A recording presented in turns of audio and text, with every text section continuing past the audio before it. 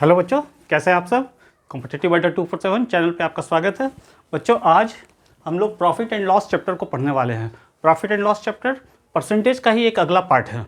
Percentage chapter अगर आपने बढ़िया से नहीं पढ़ा है तो उस मेरे पिछले वीडियोज़ को आप देखें। परसेंटेज का जो वीडियो है उससे आपके सारे डाउट्स क्लियर हो जाएंगे। और हाँ बच्चों, अगर आपने अभी तक इस चैनल को सब्सक्राइब नहीं किया है तो चैनल को सब्सक्राइब कीजिए, लाइक शेयर ज़रूर कीजिए। तो आपके सब्सक्राइब करने से मेरा मनोबल बढ़ता है। चलिए शुरू करते हैं profit and loss. Profit and loss क्या है? मान लीजिए कि हम ये एक पेन है, ये जो मार्कर पेन है, इसे मैंने अभी बाज़ार से मान लीजिए 20 रुपये में ख़रीदा। कितने में ख़रीदा? 20 रुपये में ख़रीदा। और आपको अगर बेच दूँ इसे 25 रुपये में, मतलब कॉस्ट प्राइस मेरा 20 रुपया हुआ और सेलिंग प्राइस अगर 25 रुपये हुआ तो प्रॉफिट कितने का हुआ, लाभ कितने का हुआ? कॉस्ट प्राइस को हम लोग क्रय मूल्य भी लिखते हैं, शॉर्ट में क्रम, और सेलिंग प्राइस को विक्रय मूल्य लिखते हैं।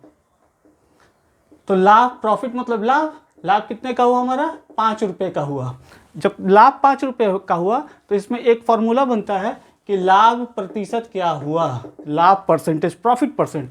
तो उसका फॉर्मूला होता है लाभ गुने 100/100, या आप कह सकते हैं प्रॉफिट इंटू 100, सॉरी, लाभ गुने 100 क्रय मूल्य, या प्रॉफिट इंटू 100/CP। अब यहाँ पे हम लोग का कॉस्ट प्राइस है, क्रय मूल्य जिसको बोलते हैं 20 रुपया, विक्रय मूल्य 25 रुपया, लाभ हमारा 5 रुपये का है। तो लाभ प्रतिशत क्या हो जाएगा? 5 लाभ गुने 100 क्रय मूल्य। क्रय मूल्य हमारे कितना था? 20। तो इसको काटेंगे, 5 चौके 20, 25, मतलब 25% का लाभ हुआ। बस इतना ही सिंपल है। आपको सिर्फ थोड़ा सा इक्वेशन बनाना होता है। आप अगर उस इक्वेशन को अच्छे ढंग से बना लेते हैं तो फिर इस चैप्टर में कोई प्रॉब्लम नहीं होने वाला है। क्रय मूल्य जिस मूल्य पे खरीदे, विक्रय मूल्य जिस मूल्य पर बेचे, वो हो गया विक्रय मूल्य। लाभ, विक्रय मूल्य में से क्रय मूल्य को घटा दे तो लाभ होगा। और अगर हमारा क्रय मूल्य ज़्यादा हो, मतलब हम खरीदे ज़्यादा पे और कम में बेच दिए, तो निश्चित रूप से हानि हो जाएगी। तो हानि प्रतिशत का भी फॉर्मूला यही होता है, केवल लाभ की जगह हानि हो जाएगा। हानि गुने 100 क्रय मूल्य या CP।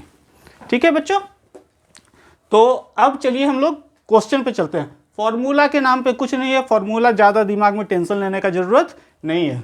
तो देखिए एक क्वेश्चन है, राम ने एक शर्ट 800 रुपये में खरीदी, तो शर्ट का क्रय मूल्य कितना हो गया? 800, तथा उसे 1000 रुपये में बेच दिया। विक्रय मूल्य कितना हुआ? 1000 रुपये। अब लाभ कितना हो जाएगा? तो लाभ क्या हो जाएगा? विक्रय मूल्य जिस मूल्य से बेचे और जिस मूल्य पे खरीदे थे उस दोनों को माइनस कर देंगे, मतलब 1000 माइनस 800, तो लाभ हमारा हो गया 200 का। तो आपसे पूछ रहा है प्रतिशत लाभ, तो लाभ प्रतिशत का फॉर्मूला अभी हम लोग प्रॉफिट परसेंट का फॉर्मूला भी किए थे, प्रॉफिट इंटू 100, लाभ गुने 100/CP, लाभ इंटू 100/CP मतलब क्रय मूल्य। तो लाभ है 200 गुने 100/CP हमारा है कितना? 800। 200 से 4 बार में कट जाएगा, 4, 25, मतलब 25% का लाभ हुआ। शर्ट 800 में खरीदे, 1000 में बेचे, तो 200 रुपये का लाभ हुआ। ये रुपये में लाभ हुआ। लाभ प्रतिशत फिर से एक बार समझ लीजिए, लाभ प्रतिशत क्या हुआ? तो जो लाभ हुआ 200 रुपया, उसको 100 से गुना करेंगे, लाभ गुने 100/CP मतलब कॉस्ट प्राइस, क्रय मूल्य 800। तो 200 चके 800, 4 से काटे 25, यही 25% हमारा आंसर हो गया। सेकंड क्वेश्चन देखिए, मोहन ने एक कार 2,50,000 रुपये में खरीदी तथा उसे 3,48,000 रुपये में बेच दिया। तो मोहन 2.5 लाख में कर रहा और 3,48,000 में जब बेच दिया तो उसका लाभ कितना हुआ? लाभ हो गया उसका 348, 3,48,000 माइनस 2,50,000, तो ये हमारा आ जाएगा 98,000। 98,000 उसका लाभ हुआ। अब उससे पूछ रहा है कितना परसेंट लाभ हुआ, तो लाभ प्रतिशत वही लाभ गुने 100, मतलब 98,000 गुने 100 अब बटा क्रय मूल्य। क्रय मूल्य कितना था इसका? 2,50,000। यहाँ पे हम लोग का है क्रय मूल्य दिया हुआ। अभी इतना डिटेल में नहीं लिखे क्योंकि आपको थोड़ा थोड़ा समझना होगा इसको कि क्रय मूल्य ये है, विक्रय मूल्य ये है, तो लाभ कितना हुआ, इसमें से इसको घटा है तो 98,000 हुआ, ये लाभ हुआ। और लाभ प्रतिशत का फॉर्मूला लाभ गुने 100 बटा क्रय मूल्य। अब इसको काटिए, 2 जीरो से 2 जीरो कट गया, फिर ये 2 जीरो से 2 जीरो कट गया। अब नीचे में 25 आया है। अब इस कैलकुलेशन को मैंने आपको पिछले क्लास में बताया था, 980 बटा 25 आया। अब इस 25 को हम क्या करेंगे, 100 बटा 4 कर देंगे। 100 और ये 4 चला जाएगा ऊपर, तो 0 से 0 कटा, 4 से इसको गुना कर दीजिए। 4 8 32 का 2 हाथ में बचा 3 और 4 9 36 और 3 39 और नीचे का 1 दशमलव है तो यहाँ पे पॉइंट हो जाएगा। मतलब 39.2% का लाभ हुआ। क्या किए, लाभ पहले निकाले और फिर लाभ प्रतिशत का फॉर्मूला। अब देखिए सेकंड, इसको अच्छी तरह समझ गए होंगे। अगर आपको ये बात समझ में नहीं आ रही है तो आप 1 या 2 बार देखें, क्योंकि मैथ्स में इक्वेशन बनाना बहुत ज़रूरी होता है। अगर आपका इक्वेशन अच्छे से बन गया या फॉर्मूला आप अच्छे से फिट कर लिए तो आंसर निकालने में कोई प्रॉब्लम नहीं होगा। चलिए थर्ड क्वेश्चन में चलते हैं। एक व्यक्ति कोई पुस्तक 891 रुपये में बेचकर लागत का 1/10 लाभ कमाता है। अब आपको क्रय मूल्य नहीं दिया हुआ है, बोलता है कि 891 में बेचता है, मतलब उसका सेलिंग प्राइस या विक्रय मूल्य जो है वो कितना है, 891। बेचकर लागत का, लागत मतलब क्रय मूल्य, क्रय मूल्य का 1/10 लाभ कमाता है, तो पुस्तक का क्रय मूल्य कितना है। तो पुस्तक का क्रय मूल्य कैसे हम निकालेंगे, तो हम लोग मान लेते हैं लेट CP मतलब कॉस्ट प्राइस बराबर क्रय मूल्य हमारा मान लिए x है। तो प्रश्न से क्या बोल रहा है आपको, कि प्रश्न से हम लोग को बोल रहा है x प्लस x/10, इसी का ना 1/10 भाग का लाभ कमाता है। x प्लस x/10 जब क्रय मूल्य में लाभ जोड़ देंगे तो हमारा क्या निकल जाएगा, विक्रय मूल्य निकल जाएगा, मतलब 891। अब 10 LCM होगा, 10x प्लस x बराबर 891, तो 11x/10 बराबर 891। आप इसको काट दे, 11 × 88, 1 11 का 11, तो x बराबर ये 10 जाके गुना हो जाएगा तो 810। x बराबर क्या हो जाएगा हमारा 810। ये x क्या निकला हमारा क्रय मूल्य। एक बात और इसमें आप ध्यान दें कि जब 1/10 लाभ कमाता है इसका मतलब 10% लाभ कमाता है। 1/10 का मतलब 10%। इसके बारे में मैंने परसेंटेज के क्लास में बताया भी है, आप वीडियो को देखें और इसके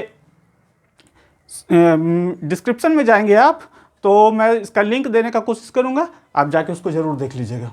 10% का मतलब क्या हुआ, 10/100, 1/10 आ गया ना।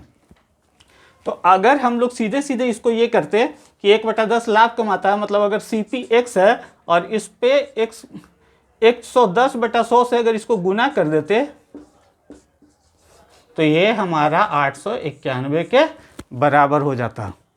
x गुने 110/100, चूँकि 10% लाभ है तो ये किसके बराबर हो जाएगा, 891 के, क्योंकि यही हमारा विक्रय मूल्य है। तो x बराबर हमारा क्या हो जाएगा, वही इससे काटेंगे, 11 × 88 1 x बराबर 810। तो हमको इतना लिखने का ज़रूरत नहीं पड़ेगा, एक बार में ही आंसर आ जाएगा।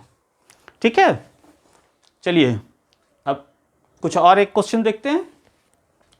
एक व्यक्ति कुछ वस्तुएं P रुपये में खरीद कर, अब P रुपया, Q रुपया, R रुपया, इस तरह से कोई चीज़ दिया रहा है तो उसमें टेंशन लेने का जरूरत नहीं है। आपको सिर्फ ये समझना है कि क्वेश्चन कह क्या रहा है, धीरे से इसको पढ़ें। एक व्यक्ति कुछ वस्तुएं P रुपये प्रति दर्जन, 1 दर्जन खरीदा P रुपया में, और 1 दर्जन मतलब 12 वस्तु P रुपया में खरीदा तथा उसे P/8 रुपये प्रति वस्तु के भाव से बेच दिया। खरीदा तो उसका क्रय मूल्य जो था 12 वस्तु का, आप लिख लीजिए, थोड़ा मैं लिख दे रहा हूं आपको समझ में आ जाएगा। 12 वस्तु का क्रय मूल्य P रुपया, तो एक वस्तु का क्रय मूल्य कितना हो जाएगा, P/12। अब देखिए क्यों, क्योंकि यहाँ पे लिखा है उसे P/8 रुपये प्रति वस्तु के भाव से बेच देता है, मतलब उसका क्रय मूल्य आया P/12, एक वस्तु का क्रय मूल्य P/12। ये हो गया CP हमारा, और सेलिंग प्राइस कितना है उसका P/8, यही दिया है ना, P/8 रुपये प्रति वस्तु के भाव से बेच देता है, तो उसका लाभ प्रतिशत कितना है। तो पहले हम लोग लाभ निकाल लें, तो इसका लाभ हम लोग कैसे निकालेंगे, लाभ बराबर हो जाएगा, सेलिंग प्राइस में से कॉस्ट प्राइस घटा देते हैं, मतलब P/8 में से P/12 माइनस कर देंगे, ये एलसीएम हमारा हो जाएगा 24 और 8 या 24 मतलब 3p माइनस 2p, तो ये हमारा आ जाएगा p/24। ये हमारा लाभ हुआ। तो लाभ प्रतिशत अब कैसे निकलेगा? तो लाभ प्रतिशत का फॉर्मूला आपको पता ही है, लाभ गुने 100 बटा क्रय मूल्य, मतलब p/24 इंटू 100। अब क्रय मूल्य हमारा इसका CP कितना निकला था? p/12 इंटू p, और ये 12 चला जाएगा ऊपर, p/12। अब इसको काटे, p से p कट गया, 12 दूनी 24, 2 50, मतलब कि उसको 50% का लाभ हुआ। तो देखा ना आपने किस तरह से आसानी से बन जाता है, अगर आप जो बात कह रहा है क्वेश्चन में उसको अच्छी तरह से समझ के अपने कॉपी पे लिख ले तो। और जब आप इसी तरह से बेसिक बात अच्छी तरह से अगर समझिएगा तो फिर आपसे क्वेश्चन जल्दी बनेंगे।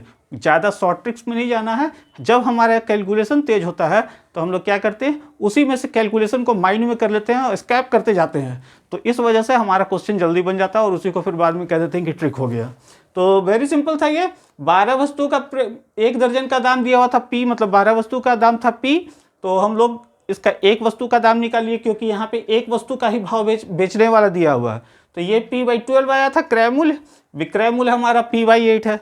लाभ दोनों को घटा दिए तो लाभ निकल गया। अब लाभ प्रतिशत, लाभ गुने 100 बटा क्रय मूल्य। चलिए नेक्स्ट क्वेश्चन में चलते हैं। हाँ तो बच्चों, ये अगला क्वेश्चन है आपका। 2.5 रुपये प्रति पेंसिल की दर से पेंसिल बेचने पर श्याम को 110 रुपये का लाभ होता है। श्याम पेंसिल खरीदा है, बेच रहा है, कितने रुपए में बेच रहा है? 2.5 रुपये प्रति पेंसिल। एक पेंसिल 2 रुपये 50 पैसे में बेच रहा है। और इतनी ही पेंसिल अगर इतना ही पेंसिल वो 1 रुपया 75 पैसा में बेचे तो उसे 55 रुपये की हानि होती है। जब 2.5 रुपये के दाम से बेचेगा 2 रुपये 50 पैसे से तो 110 रुपये का लाभ होगा, और जब 1 रुपया 75 पैसे के हिसाब से बेचता है तो उसे 55 रुपये की हानि होती है। अब बोल रहा है श्याम के पास कितनी पेंसिलें हैं, तो जो पता नहीं है हम मान लेते हैं, लेट नंबर ऑफ पेंसिल भी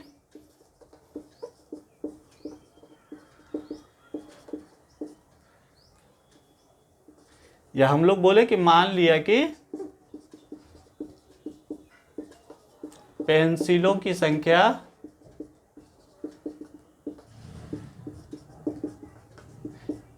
x है। अब पेंसिल उसके पास x है तो x पेंसिल 2 रुपये 50 पैसे के हिसाब से बेचेगा तो कुल कितना होगा? जैसे 2 रुपये 50 पैसे के हिसाब से 2 पेंसिल खरीदेगा तो 2 रुपये 50 पैसे गुने 2 करेंगे मतलब 5 रुपया। 10 होगा तो 2 रुपये 50 पैसे गुने 10 करेंगे तो उतना ही पैसा निकलेगा। 10 पेंसिल का कीमत निकल जाएगा तो x पेंसिल का कीमत कितना हो जाएगा? 2.50 इंटू x। अब दूसरा जो दाम है उसका 1 रुपया 75 पैसा है, वो भी x पेंसिल, तो कुल कीमत इतना हो गया 1 रुपया 75 पैसा इंटू x। अब देखिए इसमें उसको कितना लाभ हो रहा था? 110 रुपया। मतलब अगर इसमें से 110 रुपया घटा दे तो इसको जितना में जो लाभ है उसको घटा देंगे तो क्रय मूल्य निकल जाएगा, मतलब x पेंसिल का क्रय मूल्य हो गया ये। अब इसमें जितना उसको हानि हुआ था, इसमें जितना हानि हुआ था, कितने रुपए का हानि हुआ था? 55 रुपये का हानि हुआ था। अगर इस 55 रुपये का इसमें जोड़ दिया जाए तो ये भी हमारा क्रय मूल्य निकल जाएगा इसका। मतलब इसमें न जब माइनस 110 कर दिया तो न लाभ हुआ न हानि, और यहाँ प्लस 55 कर दिया तो न लाभ हुआ न हानि। इसका मतलब ये दोनों बराबर हो गया। यही हमारा इक्वेशन है। अब इसमें से इसको माइनस कर देते हैं और इसको इधर ले आएंगे तो 2.50 x माइनस 1.75 x बराबर 55 प्लस 110। अब ये कितना हो गया? 0.75 x हो जाएगा बराबर 165। ये 110 प्लस हो गया था इसलिए x बराबर क्या हो जाएगा हमारा? 165 बटा 0.75। ये 75 चला जाएगा 100, ये पॉइंट हटाएंगे ऊपर चला जाएगा। 25 तिया 75, 25 चौके 100, 3 पचे 15, 3 पचे 15, मतलब 55 चौके 220। गुना करने का तरीका पिछले वीडियो में मैंने बताया था, आप इसके पिछले वाले वीडियो को जरूर देखिएगा। तो 50 चौके 200, 5 चौके 20, 220। तो पेंसिल x निकला ये हमारा पेंसिल की संख्या, मतलब उसके पास 220 पेंसिलें हैं। अगर 220 पेंसिल को 2.5 रुपये के हिसाब से बेचता है तो उसको 110 रुपये का लाभ होता है। अगर इस 220 पेंसिल को वो 1 रुपये 75 पैसे के हिसाब से बेचता है तो उसे 55 रुपये की हानि होती है। नेक्स्ट क्वेश्चन, एक व्यक्ति ने एक घोड़ा तथा एक गाड़ी 20,000 रुपये में खरीदा। घोड़ा गाड़ी एक साथ खरीदा, कितने रुपए में खरीदा? 20,000 रुपये में। उसने घोड़े को 20% लाभ पर तथा गाड़ी को 10% हानि पर बेच दिया। अब जब घोड़ा गाड़ी खरीदा उसके बाद उसको अलग अलग कर दिया और घोड़े को कितने परसेंट लाभ पर बेचा? 20% लाभ पर तथा गाड़ी को 10% हानि पर बेच दिया। इस प्रकार से अब जब दोनों, एक को लाभ पर बेचा एक को हानि पर बेचा, तो जब लास्ट में वो देखा तो उसको देखा कि 2% का लाभ हुआ है, 2% का लाभ हुआ है प्रॉफिट। तो घोड़े का क्रय मूल्य मतलब कॉस्ट प्राइस निकालना है, सीपी निकालना है। तो मान ले पहले हम लोग कि घोड़ा का दाम x है, माना कि घोड़े का क्रय मूल्य CP बराबर x, तो गाड़ी का क्रय मूल्य कितना हो जाएगा? गाड़ी का CP हमारा क्या हो जाएगा? 20,000 रुपया का था दोनों, तो 20,000 में से x रुपया घोड़ा वाला दाम घटा दिए तो गाड़ी का निकल गया। अब बोलता है कि उसने घोड़े को 20% लाभ पर बेचा, तो घोड़े को जब उसने 20% लाभ पर बेचा तो क्या हो जाएगा हमारा? x गुने 120/100 अब माइनस, सॉरी, अब ये 20,000 जो है ये गाड़ी का है, 20,000 माइनस x पे हमारा कितना परसेंट का ये हुआ था? 10% की हानि इंटू 90/100। एक को लाभ पे बेचा, एक को हानि पे बेचा, इन दोनों को जोड़ दिए और इसमें से ये इसका विक्रय मूल्य हो गया, घोड़ा और गाड़ी का विक्रय मूल्य हो गया ये, इसमें से क्रय मूल्य घटा देते हैं। तो क्रय मूल्य कितना था इसका? 20,000 रुपया। तब उसको क्या होता है? 2% का लाभ होता है। 2% का लाभ किस पे होगा? क्रय मूल्य पे होगा, मतलब 20,000 का 2% उसको लाभ हुआ। यही इसका इक्वेशन है। पहले हम लोग घोड़ा का दाम x रुपया मान लिए जिस पे वो खरीदा, तो गाड़ी का दाम 20,000 में से x घटा दिए। घोड़े के दाम में, घोड़े में उसको 20% का लाभ हुआ तो x गुने 120/100 किए। गाड़ी में उसको 10% का नुकसान हुआ तो 90/100 किए। पहले परसेंटेज में मैं बता चुका हूँ कि 20% लाभ का मतलब 120/100, 30% लाभ होगा तो 130/100, या 20% घाटा होगा तो 80/100, 30% अगर नुकसान होगा तो 70/100, यहाँ 10% नुकसान था तो 90/100। तो ये उसका विक्रय मूल्य है, ये घोड़ा का और ये गाड़ी का विक्रय मूल्य, दोनों विक्रय मूल्य जोड़ दिए और इस विक्रय मूल्य में से जो उसका ओरिजिनल क्रय मूल्य था उसको घटा दिए, तो जो लाभ था वो निकल गया। विक्रय मूल्य माइनस क्रय मूल्य बराबर लाभ होता है। तो लाभ कितना था? 20,000 का 2%। अब इसको सॉल्व कर देना है बस। अब देखिए, इसको सॉल्व करने के लिए भी आप इसको काट के भी कर सकते हैं और आसानी से भी कर सकते हैं। मैं एक तरीका बताता हूँ आपको।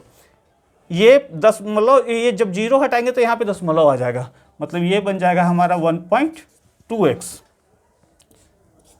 इसको काट दिए 0 0। अब ये 10 ऊपर जाएगा तो ये 0.9 बन जाएगा। इस 10 को ऊपर ले गए तो 20,000 में से 20,000 में 0.9 से अगर हम लोग गुना करेंगे तो एक 0 कट जाएगा और 9 दूनी 18,000 बचेगा, माइनस 0.9x। पॉइंट से कभी घबराना नहीं चाहिए, बिल्कुल एक बिंदी के समान होता है, इसमें क्या घबराना। माइनस 20,000 बराबर 400। 1.2 में से 0.9 अगर हम लोग घटाते हैं तो हम लोग का क्या बचेगा? 0.3x। और 18,000 में से 20,000 घटाएंगे तो -2,000 बचेगा। इस -2,000 को अगर उधर ले जाएंगे तो +2,000 हो जाएगा, मतलब 400 में 2,000 जुड़ जाएगा तो ये क्या बन जाएगा? 2,400। तो x बराबर हमारा क्या हो जाएगा? 2,400 बटा 0.3। ये पॉइंट ऊपर जाएगा, 3 से इसको काटेंगे मतलब 8,000 हमारा निकला x बराबर। अब x क्या है हमारा? घोड़े का क्रय मूल्य x माने थे और हमसे वही पूछ रहा है, तो इसका आंसर क्या हो जाएगा? 8,000। कभी भी मैथ से घबराने का जरूरत नहीं है।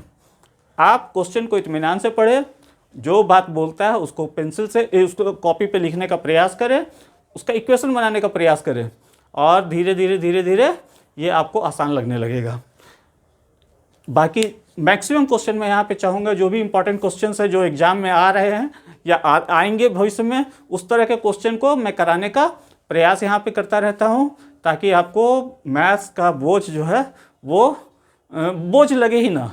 ठीक है, तो चलिए आज का वीडियो कैसा लगा ज़रूर बताइएगा। चैनल को लाइक करें, शेयर करें, सब्सक्राइब जरूर करें। मेहनत का कीमत मिलना चाहिए। ओके बाय, धन्यवाद।